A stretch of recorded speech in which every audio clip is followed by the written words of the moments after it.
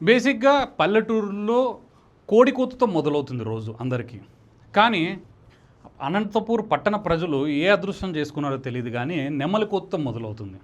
చాలామందైతే సాక్షాత్తు సుబ్రహ్మణ్యేశ్వర స్వామి ఆశీస్సులతో డే మొదలవుతుంది అనే ఫీల్‌తో అయ్యేవాళ్ళు కూడా చాలామందున్నారు. సో, ఇంత దైవంగా పూజించే నెమళ్ళు 2 నెమళ్ళు చనిపోతే ఆ విషయం వారం రోజుల తర్వాత కూడా ఎవరికీ తెలియకపోవడం అనేది చాలా విచారించాల్సిన విషయం.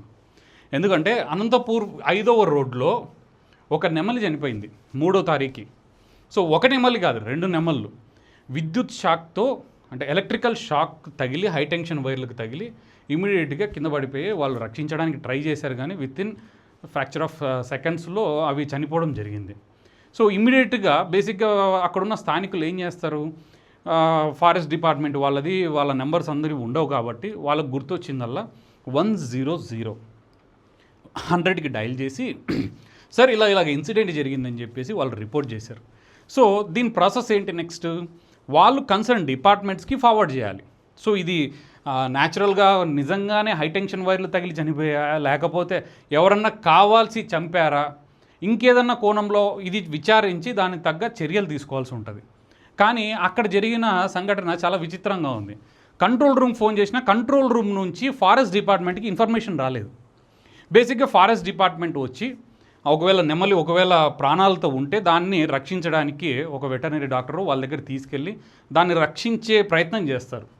ఒకవేళ చనిపోతే దాన్ని పోస్ట్మార్టంకి పంపించి ఎందుకు చనిపోయింది, అనారోగ్యంతో చనిపోయిందా, లేకపోతే ఎవరన్నా కావాల్సి ఉద్దేశపూర్వకంగా ఏదైనా పాయిజన్ చేసి చంపారా, లేకపోతే ఇంకేమన్నా దానివల్ల చనిపోయిందా అని చెప్పేసి వాళ్ళు పోస్ట్మార్టం రిపోర్ట్ తర్వాత దాన్ని దహనం చేస్తారు, కాల్చేస్తారు.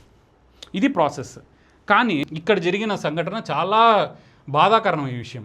ఎందుకంటే నెమలి చనిపోతే ఫారెస్ట్ డిపార్ట్మెంట్ రాకపోతే ఎవరికి అక్కడున్న స్థానికులు ఏం చేయాలో అర్థం కాక దాన్ని తీసుకుపోయి అక్కడే నడివంకలో పడేశారు. సో, అక్కడ పందులు కుక్కలు పీక్కొని తినేసాయి. సో, మనం చూసుకున్నట్టయితే ఇక్కడ ఈకలు కూడా క్లియర్ కట్గా మనకు కనపడుతున్నాయి. ఇప్పటికి కూడా వారం రోజుల తర్వాత కూడా ఆ ఈకలన్నీ ఇక్కడ కనపడుతున్నాయి. చూసారా చెత్తా చెదరం ఎలాగ ఇదైపోయిందో మనకు కనపడుతున్నాయి క్లియర్గా. అక్కడున్న స్థానికులు కూడా ఇన్ఫామ్ చేశారు. ఈ మెసేజ్ కూడా వాళ్ళు ఇంటర్నల్గా ఇది చేసుకున్నారు. కానీ అది ఫారెస్ట్ డిపార్ట్మెంట్ చేయకపోవడం అనేది అది చాలా ఆశ్చర్యం కలిగిస్తుంది. క్లియర్ కట్గా మెన్షన్ చేశారు. కరెంట్ షాక్తో నెమలి మృతి, అనంతపురం పీటీసీ సమీపంలో ఘటన, అటవీ శాఖ రాక కోసం ఎదురుచూపులు. అనంతపురం నగరంలో పీటీసీ సమీపంలో కరెంట్ షాక్ గురై ఒక నెమలి మృతి చెందింది. బుధవారం జరిగిన ఈ ఘటన స్థానికులను కలిచివేసింది. స్థానికుల కథనం ప్రకారం విద్యుత్ ప్రవాహానికి గురైన నెమలి అక్కడికక్కడే మృతి చెందింది. ఘటన జరిగిన వెంటనే సంబంధిత అధికారులకు సమాచారం అందించినప్పటికీ కథనం రాసే సమయానికి అటవీ శాఖ అధికారులు ఘటనా స్థలానికి చేరుకోలేదని స్థానికులు తెలిపారు. జాతీయ పక్షిగా గుర్తింపు పొందిన నెమలి మృతి చెందడం పట్ల స్థానికులు ఆందోళన వ్యక్తం చేస్తున్నారు. నెమలి మృతికి గల ఖచ్చితమైన కారణాలను నిర్ధారించడంతో పాటు విద్యుత్ తీగలు లేదా ఇతర కారణాల వల్ల ఈ ప్రమాదం జరిగిందా అనే అంశంపై అధికారులు విచారణ చేపట్టాలని కోరుతున్నారు. అటవీ శాఖ అధికారులు ఘటనా స్థలానికి చేరుకుని మృతి నెమలికి సంబంధించిన వివరాలను నమోదు చేసి అవసరమైన చర్యలు చేపట్టాల్సి ఉంది. నెమలి మృతిపై పూర్తి వివరాలు తెలియాల్సి ఉంది. ఇది ఇంటర్నల్గా ఇక్కడెక్కడ వాళ్ళకే తెలియదు కానీ ఫారెస్ట్ డిపార్ట్మెంట్ మాత్రం వెళ్ళలేదు.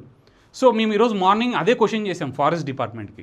సార్ ఇలా ఒక ఇన్సిడెంట్ జరిగింది, మీకేమైనా ఇన్ఫర్మేషన్ ఉందా అని అంటే మాకు ఎటువంటి ఇన్ఫర్మేషన్ లేదు అని క్లియర్ కట్గా చెప్పడం జరిగింది వాళ్ళు. ఈ విషయం నేను చెప్పిన వెంటనే వితిన్ 10-15 మినిట్స్లో వాళ్ళు ఘటనా స్థలానికి చేరుకొని అక్కడ కూడా వాళ్ళతో మేము మాట్లాడడం జరిగింది. వెంటనే వచ్చేసి రెస్పాండ్ అయ్యారు. వచ్చి చూస్తే ఇంకా చేయాల్సింది ఏం లేదు సార్ మన చేతిలో, కానీ మాకు ఇన్ఫర్మేషన్ రాలేదు. సో, ఇలాంటివి ఏమన్నా ఘటన జరిగితే మాకు కాల్ చేయండి అని చెప్పి అక్కడున్న వాళ్ళకి ఈ ఫారెస్ట్ అధికారులు నెంబర్ ఇచ్చడం కూడా జరిగింది. సో, ఇక్కడ ప్రతిసారి వీళ్ళు అనంతపూర్లో ఉన్న ప్రతి ఒక్కరికి నెంబర్ ఇవ్వలేరు కదా. సో, అందరికీ గుర్తొచ్చేది 100.